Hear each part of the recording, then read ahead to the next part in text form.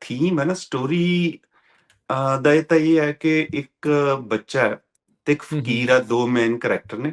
ਦੋਨਾਂ ਜੀ ਦੇ ਪਰਿਵਾਰ ਜਿਹੜੇ 47 ਦੀ ਵੰਡ ਦੇ ਦੁਖਾਂਤ ਤੋਂ ਬਹੁਤ ਟ੍ਰੈਜਡੀਜ਼ ਦੋਨਾਂ ਦੇ ਘਰਾਂ 'ਚ ਹੋਈਆਂ। ਬੱਚਾ ਜਿਹੜਾ ਹੈਗਾ ਉਹਦੇ ਮਦਰ ਨੂੰ ਮਾਰ ਦਿੱਤਾ ਜਾਂਦਾ, ਭੈਣ ਨੂੰ ਅਗਵਾ ਕਰ ਲਿਆ ਜਾਂਦਾ।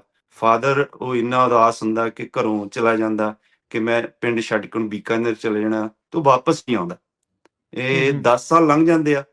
ਏਦਾਂ ਫਕੀਰ ਦਾ ਵੀ ਪਰਿਵਾਰ ਵੰਡ ਵੇਲੇ ਸਾਰਾ ਖਤਮ ਹੋ ਜਾਂਦਾ, ਤੇ ਉਹ ਫਿਰ ਬਸ ਉਸ ਤੋਂ ਬਾਅਦ ਟਰੈਵਲਰ ਘਮੱਕੜ, ਇੱਕ ਕਹਿ ਲਓ ਕਿ ਫਕੀਰਾਨਾ ਅੰਦਾਜ਼ 'ਚ ਇੱਕ ਸਧਾਰਨ ਜੱਟ ਜ਼ਿਮੀਂਦਾਰ ਇੱਕ ਸਾਧੂ ਨੁਮਾ ਫਕੀਰ ਬਣ ਜਾਂਦਾ ਤੇ ਘੁੰਮਦਾ ਹੈ। ਆਪ ਤੋਂ ਆਪਣੇ ਨੂੰ ਇੱਕ ਸਧਾਰਨ ਬੰਦਾ ਸਮਝਦਾ, ਪਰ ਉਹਨੇ ਜ਼ਿੰਦਗੀ ਦੇ ਦੁੱਖਾਂ ਨੇ ਉਹਨੂੰ ਸਿਆਣਾ ਬਹੁਤ ਬਣਾ ਦਿੱਤਾ ਹੁੰਦਾ।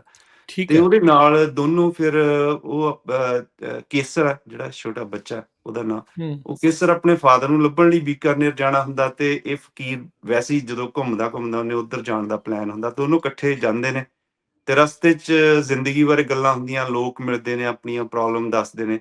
ਫਕੀਰ ਉਹਦਾ ਜਵਾਬ ਜਿਹੜੇ ਉਹ ਕਹਾਣੀ ਦੇ ਰੂਪ 'ਚ ਦਿੰਦਾ, ਤੇ ਉਹ 40 ਦਿਨ ਦਾ ਸਫ਼ਰ ਚੱਲਦਾ ਪੰਜਾਬ ਤੋਂ ਦੁਆਬੇ ਤੋਂ ਬੀਕਾਨੇਰ ਤੱਕ ਦਾ, ਤੇ ਹਰ ਠੀਕ ਹੈ। ਰੋਜ਼ ਨਵੀਆਂ ਪ੍ਰੋਬਲਮਸ, ਨਵੀਆਂ ਕਹਾਣੀਆਂ ਉਸ ਹਿਸਾਬ ਨਾਲ ਚੱਲਦੀਆਂ। ਤੇ 40 ਦਿਨ